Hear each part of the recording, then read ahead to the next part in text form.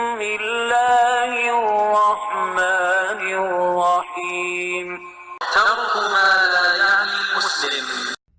عن أبي هريرة رضي الله عنه قال قال رسول الله صلى الله عليه وسلم من حسن إسلام المرء تركه ما لا يعنيه.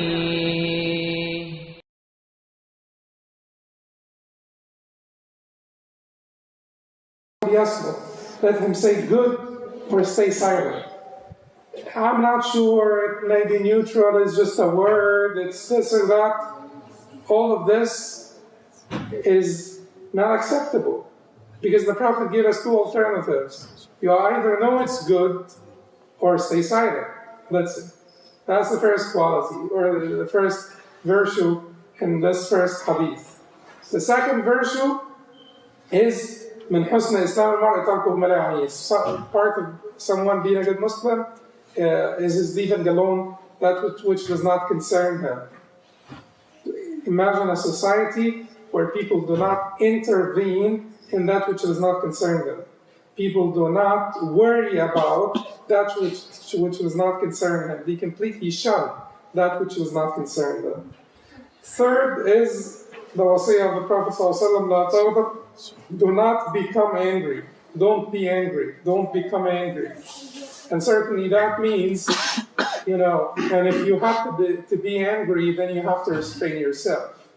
Because anger is different phases. The last one is, لا يؤمن أحدكم حتى يحب لأخيه ما يحب لنفسه. None of you will have complete faith until he loves for his brother that which he loves for himself. In some reports, حتى يحب للناس, until he loves for the people that which he loves for himself. That which he loves for himself. So those four qualities, Imam ibn Abi Zayd, one of the greatest Maliki scholars, said that they summarized all the noble virtues. Basically, the virtues, the etiquettes of social interaction. Etiquettes of social interaction. If you want to know, 4 ahadith only that will guide you in your social interactions, learn those 4. One of you will not have faith until he loves for his brother what he loves for himself. That's number 4. La taghdab, don't be angry. That's number 3. Number 2, it's part of someone being a good Muslim is to leave alone that which does not concern him. And number 1, he who believes in Allah on the final day, let him speak good or stay silent. 4 hadith only. Today, inshallah, we'll go over hadith number 3 out of this list, hadith number 2 out of this list, which is hadith number 12 out of Imam Nawawi's 40 ahadith, which are actually 42. But hadith number 12, as we said, من حسن إسلام المرء تركه ما لا يعنيه. من حسن إسلام المرء تركه ما لا يعنيه. Well, من حسني is part of the beauty or perfection. Islam al-Mar, of the Islam of someone, is his leaving alone that which does not concern him. So the Prophet ﷺ said, من حسن إسلام المرء.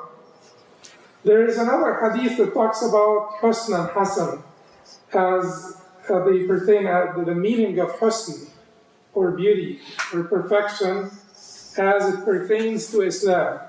Which hadith talks about husn as it pertains to Islam?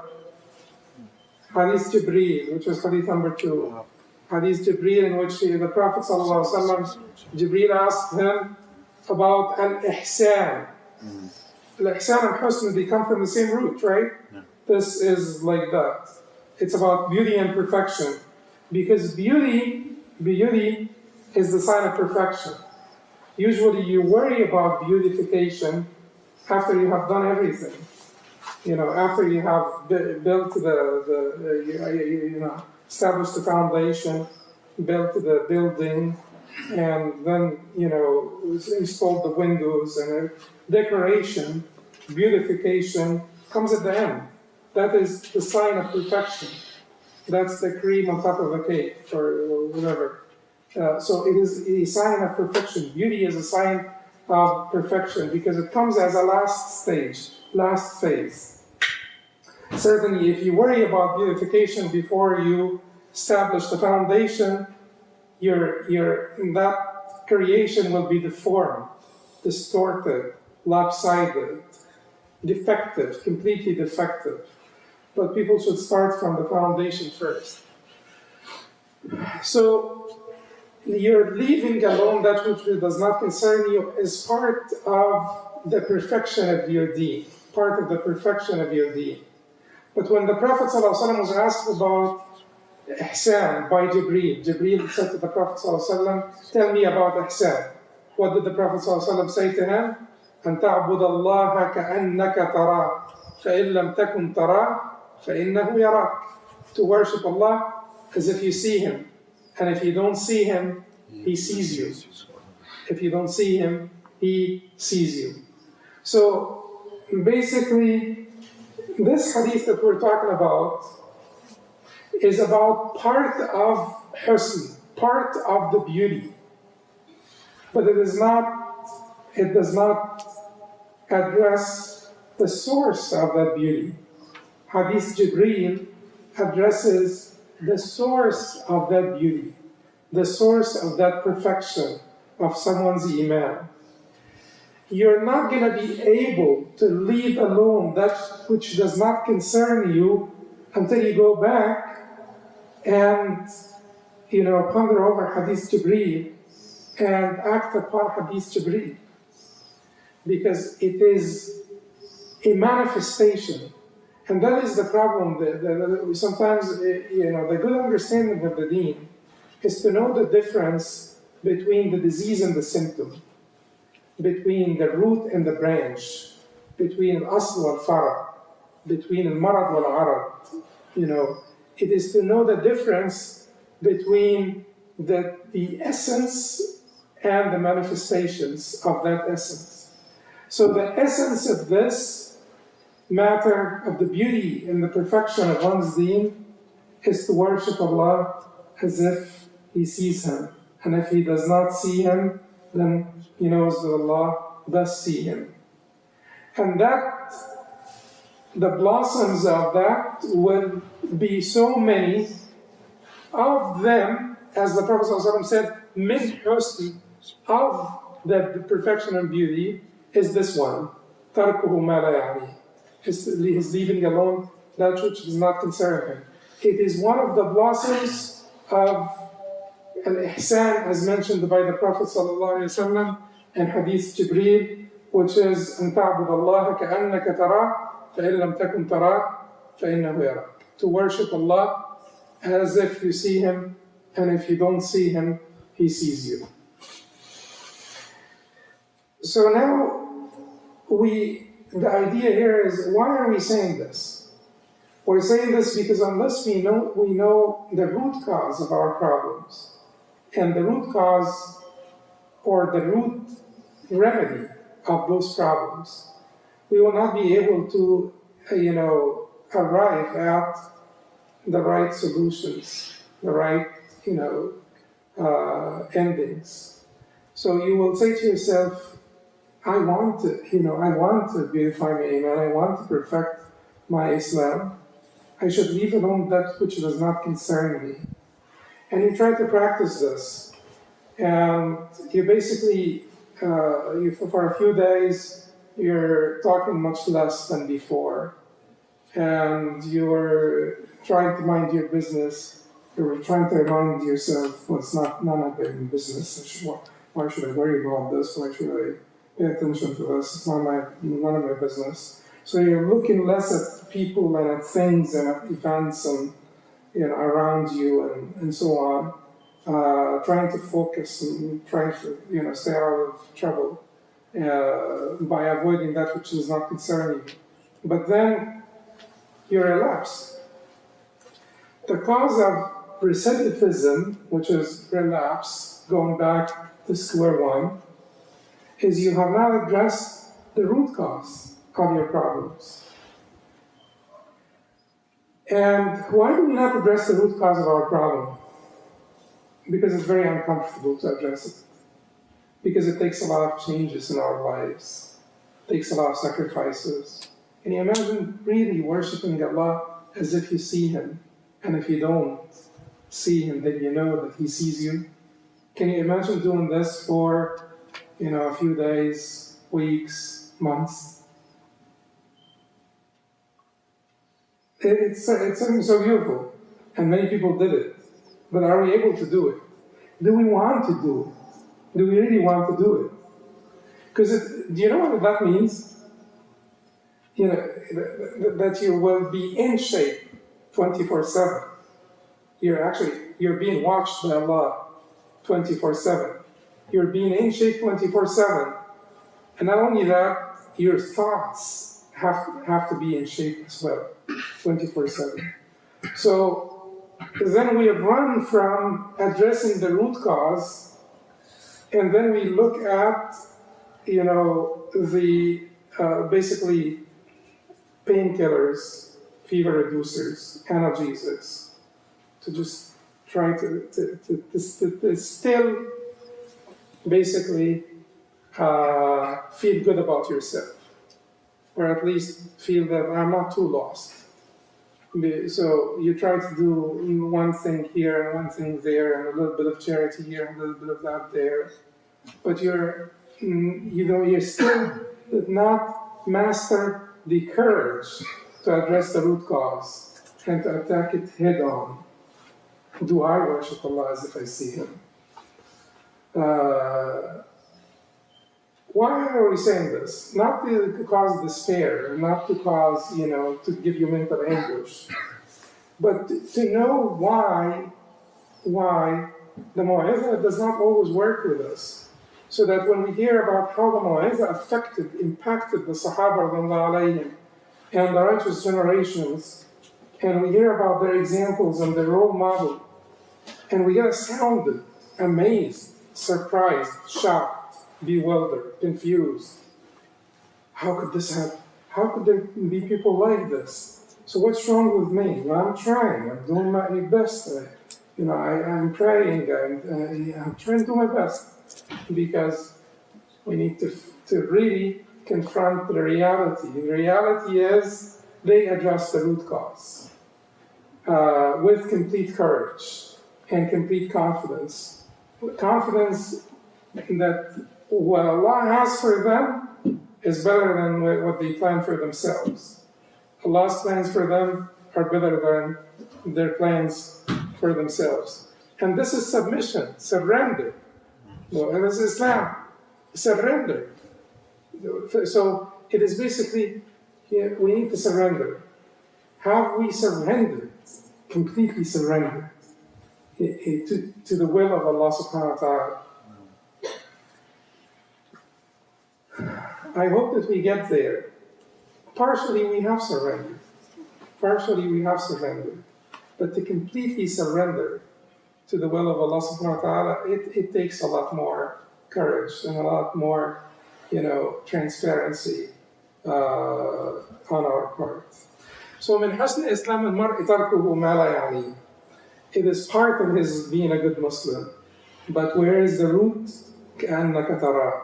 That is al-ihsan, not min al-ihsan, al-ihsan, al-ihsan, not min al-ihsan, not part of al-ihsan. Al-ihsan is one thing, to worship Allah as if you see Him. And if you can do this, that's it, you're done. Because all of the rest will fall in place automatically. Will you be concerned about that which does not concern you? If you worship Allah as if you see Him? How could you? Because to be concerned about that which does not concern you, and we will talk about what is that does not concern you or should not concern you. But to worship Allah as if you see Him, in muraqabah, which is watchfulness, what is the definition of al-muraqabah? The first stage, the first station of muraqabah is دوام السير إلى الله بين تعظيم مذهل ومداناة حاملة وسرور باعث, as some of the scholars said. دوام السير إلى الله, it is to continue the walk to Allah, continuing the walk to Allah.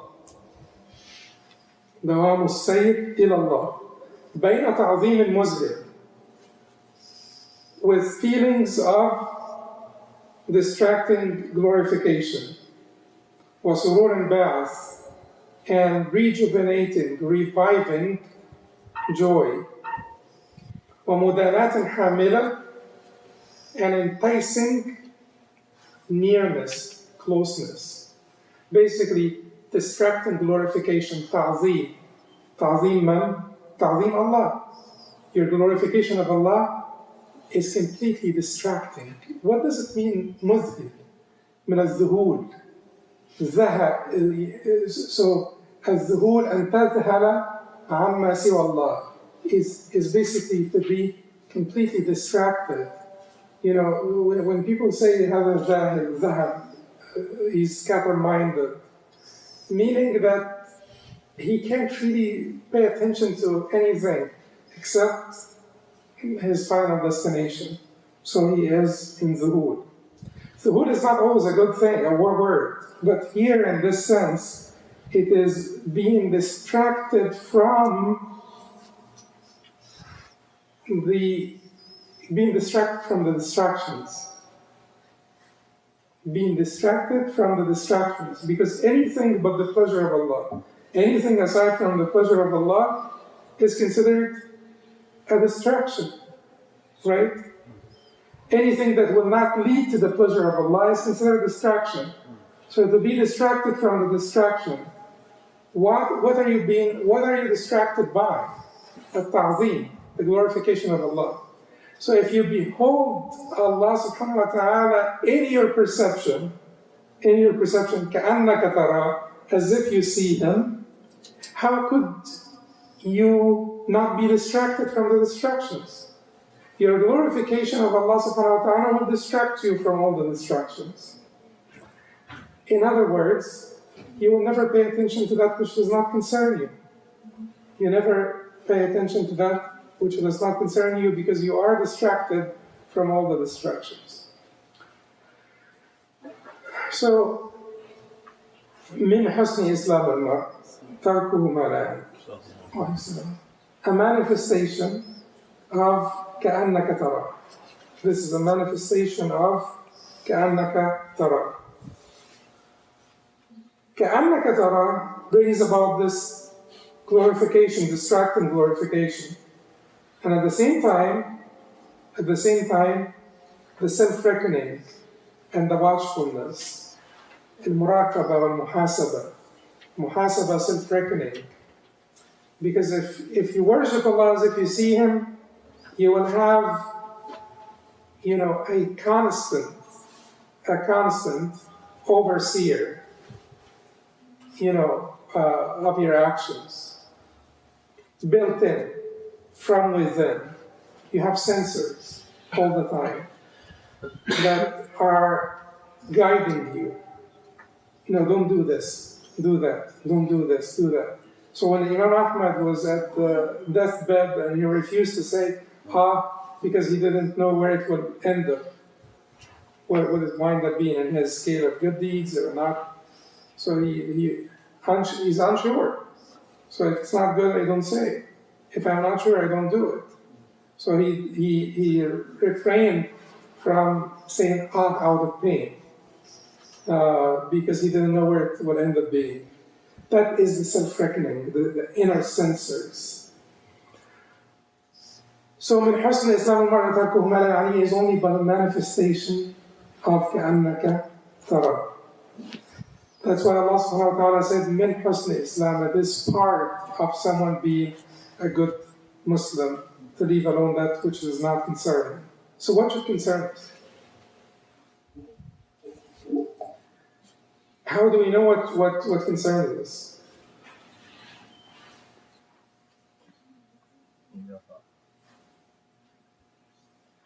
Well, basically, what concerns you is based on what you're here for and where you're going. Like, if you are embarking on a trip to Niagara Falls in the winter, what would concern you? What? You'll be, if you're going to the beach, you'll make sure that you'll take your tools and, you know, your swimsuit, and you'll just, well, whatever it is that your goggles, things like that. If you're going to Niagara Falls in the winter, there's certain gear proper, appropriate for this trip. And if you're going to somewhere else, there will be a different preparation. There's a different preparation for every trip. The trip of our life, the final destination, is your final encounter, final encounter with Allah subhanahu wa ta'ala before you're decreed to al-Jannah or al-Nar. That meeting before you are ordered to al-Jannah or al-Nar should be the ultimate goal, the final destination. Based on your determination of the final destination of the trip, then you will decide, the right gear, right preparation for this trip. So that which concerns you is basically anything that will result in the pleasure of Allah or that will enable you to please Allah. Anything that will result in the pleasure of Allah or that will enable you to please Allah. Anything outside of that should not concern you. Anything outside of that should not concern you. That's why our Quraysh predecessors used to say, لا ينبغي للرجل العاقل أن يرى إلا ساعيا في تحصيل حسنة لمعاده أو درهم لمعاشه. لا ينبغي للرجل العاقل. It is not appropriate for a sane man أن يرى إلا ساعيا, except to be seen except seeking, pursuing, ساعيا في تحصيل حسنة لمعاده, pursuing a hasana for his return, أو درهم لمعاشه, or dirham, money, for his current life, for his worldly life, for his ma'aish. One is basically to earn him the pleasure of Allah, and one is to enable him to earn the pleasure of Allah. One is to earn the pleasure of Allah, al-hasana, lima'adihi, that is to earn the pleasure of Allah. And the dirham lima'ashihi is to enable him to earn the pleasure of Allah from the money that he will earn for his living. It will enable him to earn the pleasure of Allah. Outside from this, now if that dirham is not enabling me to earn the pleasure of Allah, then it should be also of that which does not concern me. If it has taken me away, it should not be of that which concerns me. We're talking about the dirham, the money that would enable me to earn the pleasure of Allah, and the hasana that will earn me the pleasure of Allah. So these are the things that should concern us.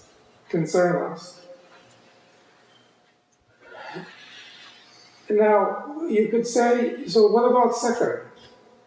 What about soccer, basketball? Concern, does not concern. Tennis table. Or table tennis, I'm sorry. Because one of the first things that I asked about yesterday when I came is if there is like a table, like a table for pool and ping pong and stuff.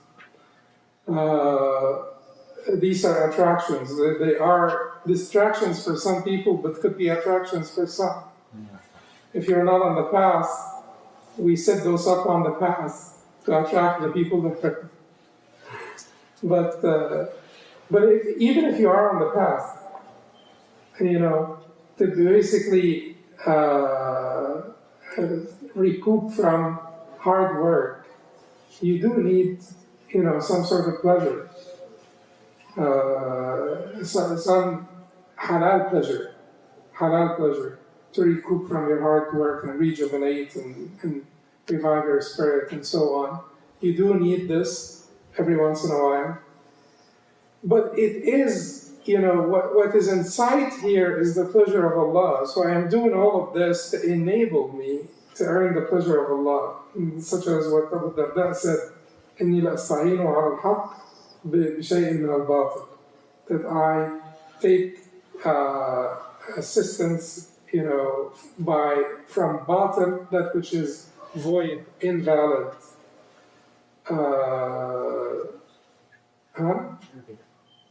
إني لأستعين على الحق بالشيء من الباطل. That I seek assistance or help by doing batil, which is void, null, invalid, on haqq, or which is, acts of goodness or righteousness. What did he mean here? He meant things like soccer and basketball. He meant playing, with your horse, racing with your wife, doing things of that nature, having some jovial discussion with friends, things of that nature that will revive your spirit, that will give you, re-energize you, revive your spirit, and so on. But you're doing this within a certain measure that will basically enable you to carry on your journey. They could become distractions. If you're doing this too often or too much, or it is, keeping you from the prayer, keeping you from, your business, keeping you from your work, then they are distractions. But all of this is basically to support you, support your nafs on to this journey, or on this path to Allah subhanahu wa ta'ala. So these are the things that should concern you. Things that directly earn you the pleasure of Allah, and things that you use for support, so that you may continue to earn the pleasure of Allah. So, things that you use for support, moral support, spiritual support, psychological support, that you will use to carry on the journey towards the pleasure of Allah subhanahu wa ta'ala. And these are the things that should concern you. So here the Prophet ﷺ said, "In husni Islam al-mar tarkuhu ma la ya'ni." It's part of someone being a good Muslim to leave alone, tarkuhu is leaving alone, ma la ya'ni, that which does not concern him. He said tarkuhu, he did not say sukutuhu amma la ya'ni. He did not say his silence concerning that which does not concern him. Is there a difference? Oh, absolutely, there is a great difference. Because for the beginner, you need to at least stay silent. Because that is how the exterior impacts the interior. The exterior has a great impact on the interior. Just like the interior impacts the exterior impacts the interior. Certainly the interior has a greater effect and impact. But the exterior does impact the interior. That's why the Prophet ﷺ said, وَإِنَّمَا الْحِلْمُ بِالتَّحَلُّمِ. Being forbearing is by practice of forbearance. Basically, it is an exterior act. You're trying to act forbearing. You're not forbearing yet. Because he said, إِنَّمَا الْحِلْمُ بِالتَّحَلُّمِ. It's a process. It's a process. You're not really forbearing, but you're acting forbearing until you become forbearing. And here, من حسن إسلام تركه ما لا يعنيه, it's not about silence. It's about abandonment, shunning, leaving alone. Which means what? Your heart is not interested. Your mind is not. You're not thinking about it. There is no effort here. So I see someone driving like a nice car, So I say to someone else, look at the car that he's driving, where do you get this from? That is actually, you're so deep into that which does not concern you. You're so deep into the mud that, up to your nose, up to your ears. But does it mean that someone who will stay silent actually reached the station of tarkuhu ma la ya'ni? He's, not concerned. No, he's actually thinking about it. Look at this car. Where do they get those cars from? Or look at what he's wearing. So, but then you say to yourself, well, let me just stay silent. You could be staying silent for the sake of Allah. You could be staying silent so that you don't, stir the water and cause trouble. And you could be staying silent for multitudes of reasons. If you stay silent for the sake of Allah, you are a beginner. You just got, your feet wet. You are a beginner because at least you're not acting about your thoughts. But what the Prophet ﷺ said is not really that. What the Prophet ﷺ said is tarkuhu, is leaving alone, shunning, abandonment. It doesn't come across his mind in the first place because he is concerned about something much greater. Can someone who is beholding Allah get distracted by a Mercedes? No. You are so into your business, your survival, your salvation, your najah, your entering paradise, making it there. It is not easy. إِنَّ اللَّهَ اشْتَرَى مِنَ الْمُؤْمِنِينَ أَنفُسَهُمْ وَأَمْوَالَهُم بِأَنَّ لَهُمُ الْجَنَّةَ. Allah purchased from the believers their souls, their lives, and their property in exchange for paradise. Not easy. So basically, I'm really concerned about just making it there. فحي على ديارنا الأولى فحي على جنات عدن فهي ديارنا الأولى وفيها المخيم. So come on to جنات عدن, in gardens of Eden. فهي ديارنا الأولى. These are our first homes. This is our hometown because we were first created in paradise. Adam was first created in paradise. It's our hometown, and there is the final abode. There is the final abode. So someone who's trying to make the trip back to paradise, beholding Allah subhanahu wa ta'ala, where is he going to have the, mind to think about, who did this or who did what and who said this or who said that, and arguments between friends, or, my aunt did this and my father said to her that, and people get so, busy with so many things that it's just clutter, distractions. If these are not distractions, at least it's clutter. It is mental clutter. It is spiritual clutter. It is suffocating your spirit, suffocating your spiritual ascendance. You can't. How could you ascend? To the pleasure of Allah subhanahu wa ta'ala and rise to the pleasure of Allah subhanahu wa ta'ala when you have so much dust, so much clutter around your spirit. Just remove that dust so that your spirit could rise and could join the higher spirits. It could join the role models that we hear about, that we read about in the Sunnah of the Prophet, Seerah of the Prophet, and Sahaba, and the righteous predecessors, and the great Imams, and the followers in righteousness. So just heed the word tarkuhu here. Heed the word tarkuhu. And heed the root cause of this issue, which is كَأَنَّكَ تَرَى. And heed also مَا لَا يَعْنِيكَ, and be sure that مَا لَا يَعْنِيكَ, that which does not concern you, is that which would not help you reach your final destination. That is for a traveler. That is what does not concern the traveler. whatever is not helping him reach the final destination. Are we not travelers? Where is that gray hair? Are we not travelers? Where are your baby teeth? You lost them. None of you here has the baby teeth. Many of you started to have gray hair. Travelers, we're just going through phases. Where some of us are in the final phase and some of us in the one before the last, and so on. We're travelers.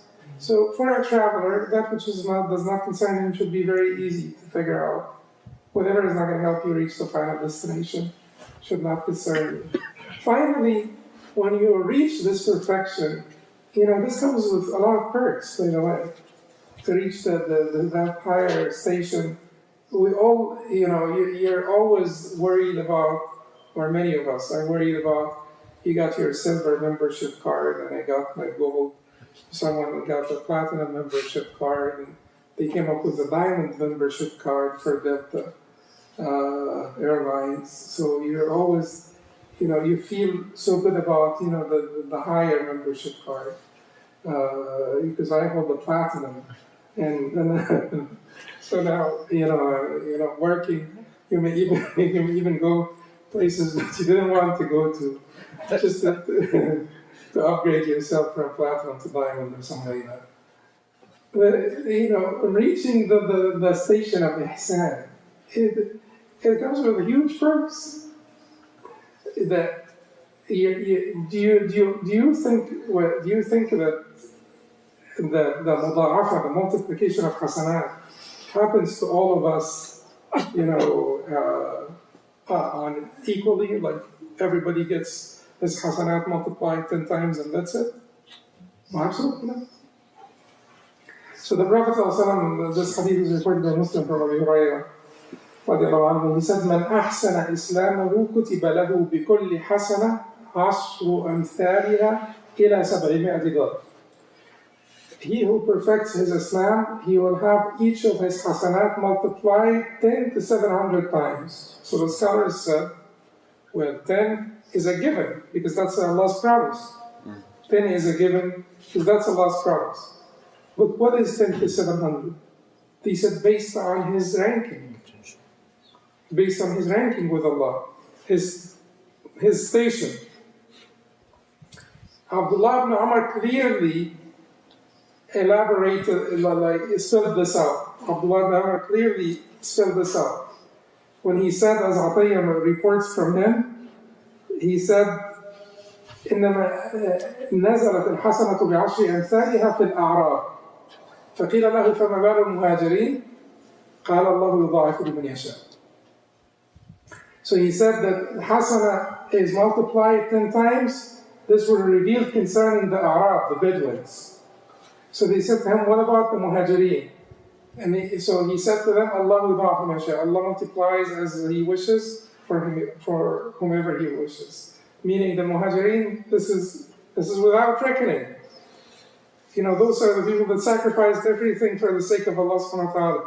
Do you think Allah subhanahu wa ta'ala will treat them for the hasana they do like He treats the Arab? He gives like a dirham charity, and that gives a dirham charity, and they get rewarded the same? No. That will not be equitable. It may be equal, but it's not equitable. It's not equitable. So, it's basically an invitation to myself and to all of us to really work on beautifying our Islam. Building the structure of your Islam, of your relationship with Allah subhanahu wa ta'ala from the bottom up, and then beautifying your Islam. It will never be beautiful enough, perfect enough, until you have abandoned, shunned, left alone that which does not concern you, as the Prophet ﷺ said. For one final time, we will repeat the hadith to remember. This hadith is reported by Tirmidhi from Abu Hurairah radiallahu anhu. He said that the Prophet ﷺ said, "Min husni Islam al-mar tarkuhu ما لا يعنيه. ما لا يعني. It is part of being a good Muslim, or it's part of the beauty of someone's Islam. If we try to be literal, it's part of the beauty of someone's Islam. Tarkuhu is leaving alone. ما لا يعنيه, that which does not concern him. قولوا قولي هذا أستغفر الله لي ولكم سبحانك اللهم وبحمدك أشهد أن لا إله إلا أنت أستغفرك وأتوب إليك. Yes. Sorry, you mentioned you shouldn't worry about the beautification of the beautification without worrying about the foundation. Do you mean beautification as far as the diseases of the heart, or other type of beautification? No, that part of the foundation. I meant to say, don't act outside of your ranking.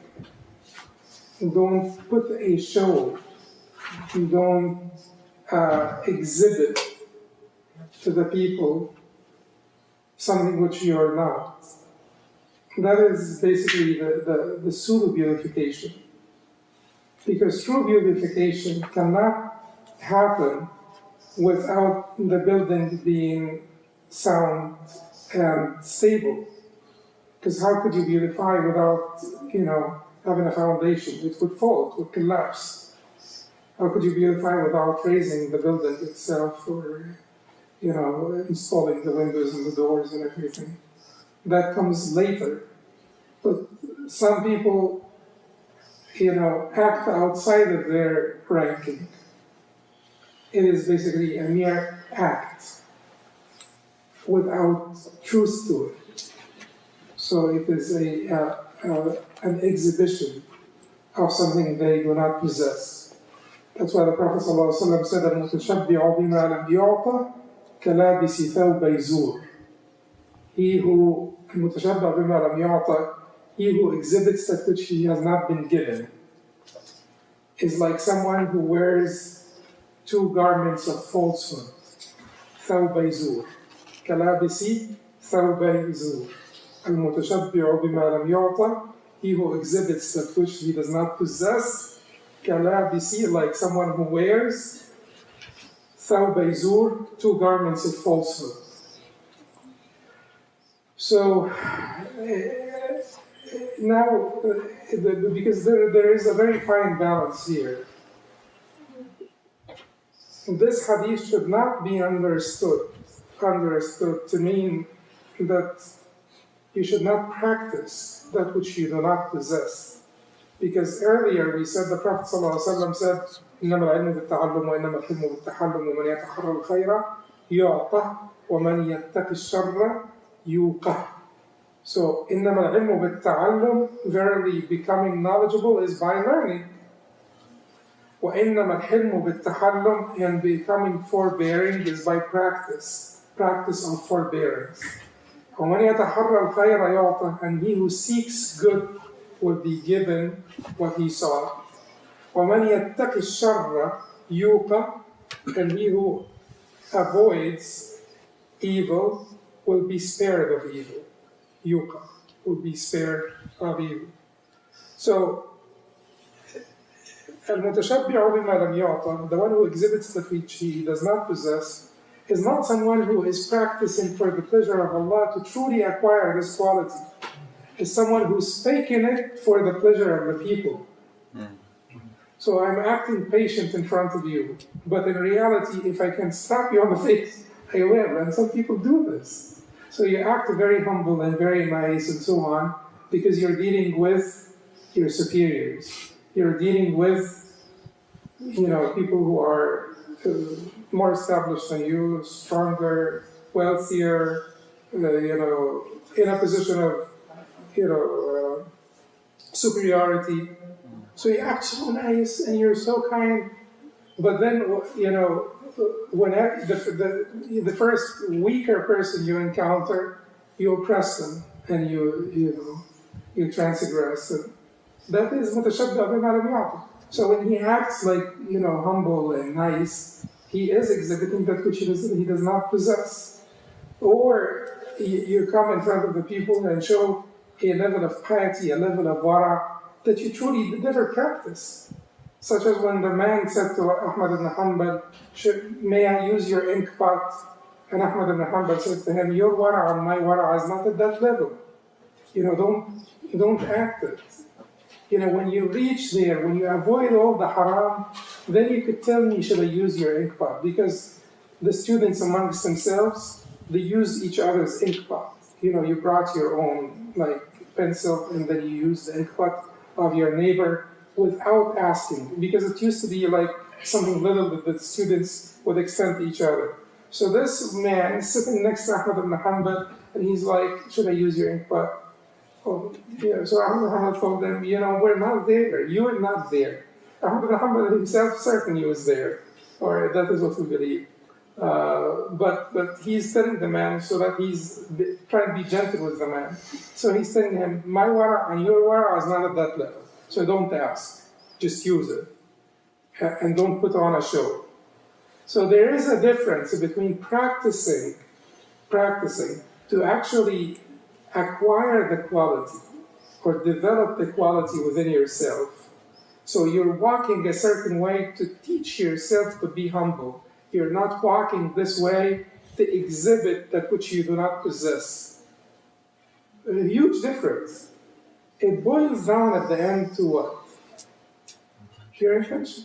Why are you doing it? So if you're doing it to develop the quality so that you could earn the pleasure of Allah, and you become forbearing, and you earn the pleasure and the love of Allah because He loves forbearance and loves those that are forbearing, and you know that you're not forbearing, but you're trying to force yourself. You say to yourself, well, this time if he says that to me, or if they bother me, or if he bothers me, or if she bothers me, then I'll try to be forbearing. And you boil inside, but you control yourself. You say, well, let me just go through it this time. Let me just go through it. And then you patient yourself. Now you're really practicing. You're not forbearing. Because if you're forbearing, you will not be boiling so much inside.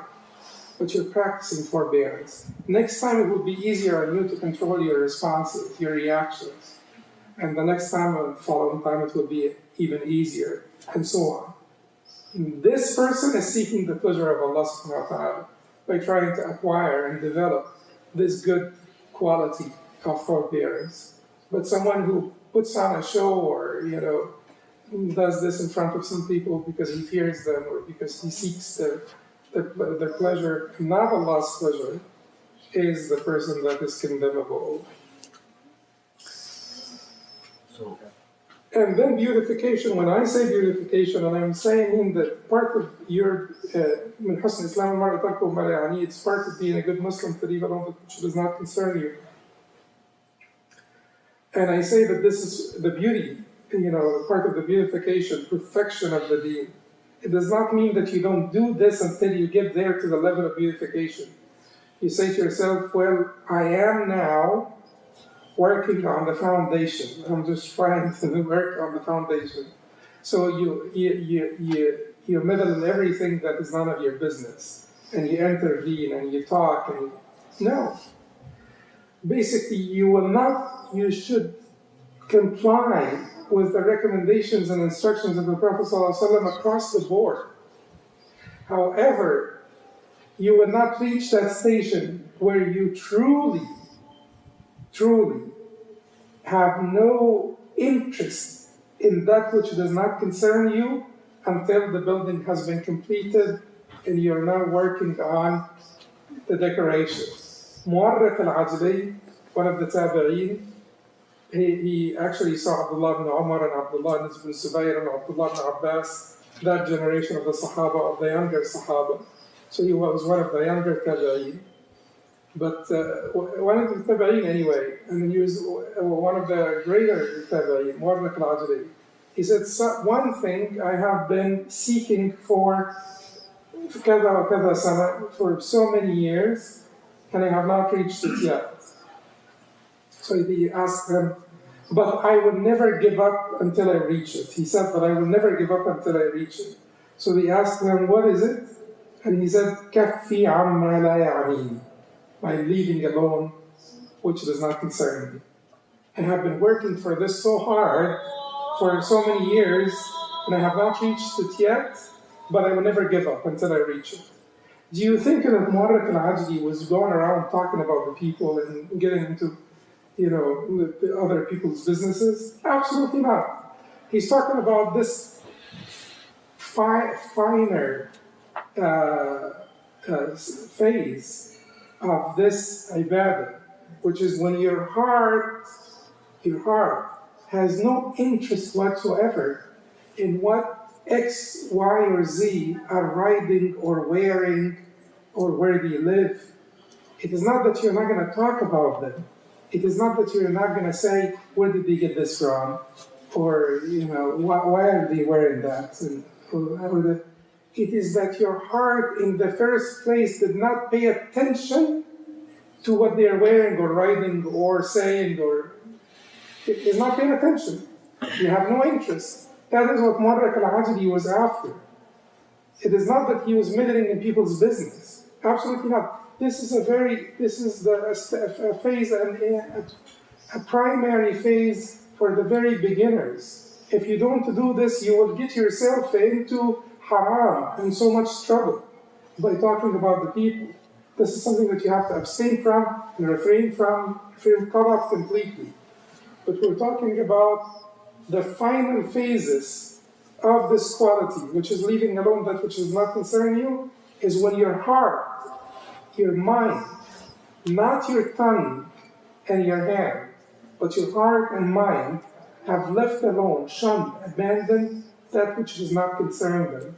So the thought did not come across your mind in the first place. Your heart was not concerned or interested in the first place about what he or she has or doesn't have, or did or didn't do, or said or didn't say. Because you are not concerned. Because you are only worried about your own journey and your own goal in this journey. So work on it. Work on it hard. But know that you will not reach the final phases of it, of leaving alone which does not concern you, until you have truly reached which station? كَأَنَّكَ تَرَى, as if you see him. Once you have reached that station, things will fall into place by themselves. Once you have reached the station, you're working on improving your prayer. But you can't have khushu' in the prayer, and you get distracted in your prayer. You're working on leaving alone that which does not concern you, but you still have those thoughts in your mind. And even though you stay silent and don't talk, even you don't talk to your wife, and then you don't talk to yourself, basically by cutting off the thoughts, but the thoughts are coming. And you're working on, being more charitable and generous, and you're working on this. So you're working on multitudes of fronts, but you're finding a lot of challenges in each and every one of them. You still feel a little bit stingy. You still feel a little bit distracted in the prayer. You still feel a little bit of keenness for the dunya and competition and so on. Keep working on all the fronts until you have reached that station of كَأَنَّكَ تَرَى, as if you see him. And once you have reached that station, you will see. Everything will fall into place. The salah will be much more focused. There will be much less distraction. There will be much less concern about that which was not concerning you. Like someone who was told that you have 3 months to live. Do you think they told the person who knows that there is Jannah and Nar and so on. So they told him, you'll have 3 months to live. Do you think that person will be so concerned about, how he will look and, what people will say about him and, try to show off? Absolutely not. كَأَنَّكَ تَرَى is even greater than the one who was told you have 3 months. كَأَنَّكَ تَرَى. Because he's beholding Allah subhanahu wa ta'ala in his perception. It is not about 3 months, he's already there. So he will be more focused than the one who was given 3 months to live.